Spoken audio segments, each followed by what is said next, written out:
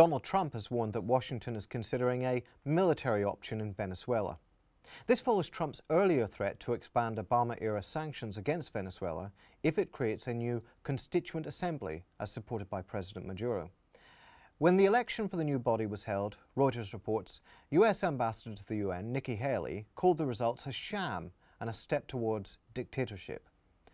The U.S. military reported in April that the growing humanitarian crisis in Venezuela could eventually compel a regional response.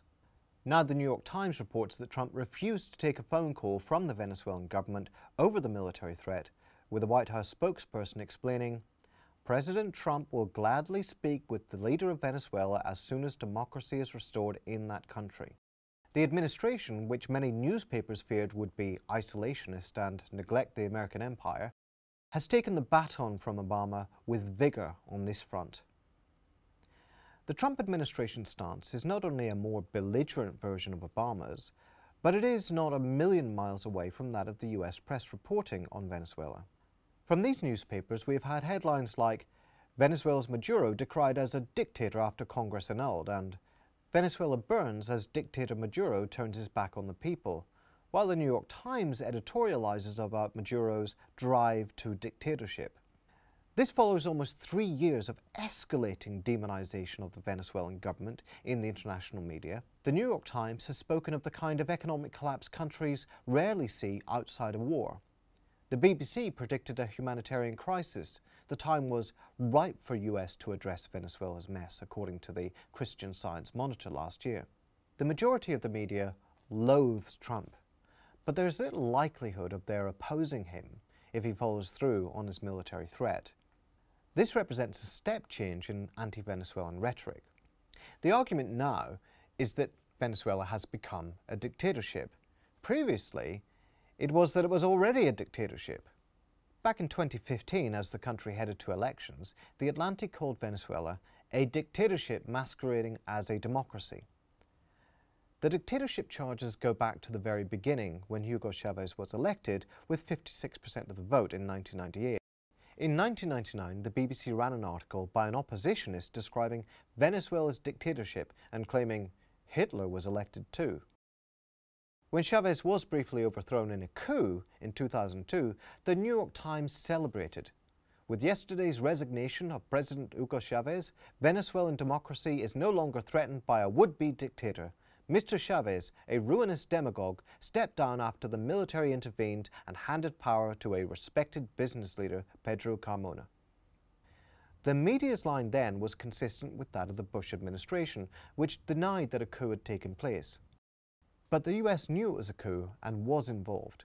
The State Department's Office of Inspector General, reports Mark Weisbrot, acknowledged the role of the NED, the Pentagon, and other government bodies in supporting individuals and organizations understood to be actively involved in the brief ouster of the Chavez government. Nor did it cease after the coup failed. US State Department cables released through WikiLeaks suggests that USAID, a major instrument of American soft power, was involved in supporting opposition boycotts and protests. Chavez's return to power meant the restoration of democracy. The Venezuelan government continued to be elected in fair and free elections, the best in the world according to former US President Jimmy Carter, a model of democracy according to international observers. But the dictatorship smears continued. When Chavez died, Deutsche Welle characterized him as a dictator with influence. CNN gave David Frum a column to say that Chavez was an authoritarian whose regime systematically controls and manipulates the mass media, ignoring the fact that most of the mass media was in private hands and hostile to Chavez. Now that the goal is to overthrow Maduro, the story has modified. Venezuela wasn't quite a dictatorship or a tyranny beforehand, but now it is. What lies behind this? In a previous media review, we described the crisis that has befallen the Venezuelan economy beginning in 2014. Collapsing oil revenues amid a commodities price slump and problems with the variable exchange rate mechanism created an inflation-depreciation spiral. Many of the resulting problems were being overstated by a hostile global media. As Gabriel Hetland put it in The Nation, Venezuela is in the midst of a severe crisis. mainstream media have consistently misrepresented and significantly exaggerated the severity of the crisis. Natalia Viana, co-director of Agencia Publica, agrees, writing for the Huffington Post that Venezuela is drowning in fake news. While she criticizes the exaggeration and selective information coming from state media, she also says, "Forget the majority of what you read out there. Venezuela is not experiencing a humanitarian catastrophe due to the general lack of food, though there is a shortage of some basic goods. The Maduro government will not fall tomorrow, as the opposition hopes. And though violence from the national police has certainly led to deaths, my reporting on the ground indicates that it is not as many as some have claimed." This doesn't mean the political crisis hasn't got much worse. The critical recent turning point was Maduro's decision to call for a vote on a new constituent assembly, which would rewrite the constitution and take over for 2 years. Opposition members and the international media alleged that the vote was fraudulent. So did the company that provided the machines for the votes, which, according to the New York Times, said that the 8 million total votes estimated by the National Electoral Council was at least 1 million out. There are also controversies about the process. Gabriel Hetland says the CNE did not follow the procedures typically used to guarantee the vote's accuracy, adding that this is the first time that a CNE rector has invalidated an election result outright. The government, for its part, claimed that opposition activists had attacked 200 polling stations during the vote in an attempt to suppress turnout. As Greg Grandin points out in The Nation, this is not the first time Venezuela has been in such a grave crisis. Citing reports of soaring poverty, rising authoritarian, the growth of political imprisonment, extrajudicial executions, and frequent riots, Grandin says it wasn't obsessively covered in the United States because it was from 1996, 2 years before Hugo Chavez was elected president, when the country was governed by a Washington ally. The scale of opposition violence in this situation is often blandly overlooked in Anglophone reporting. For example, the wire service Associated Press reported the looting of the city of Maracay and the attacks on government offices in late June, but this was barely taken up in the press at all. Likewise, Reuters showed footage of an opposition bombing in Caracas on 11th of July, while Venezuelan media footage showed the Supreme Court set on fire 2 days later, but little of this appeared in the international news.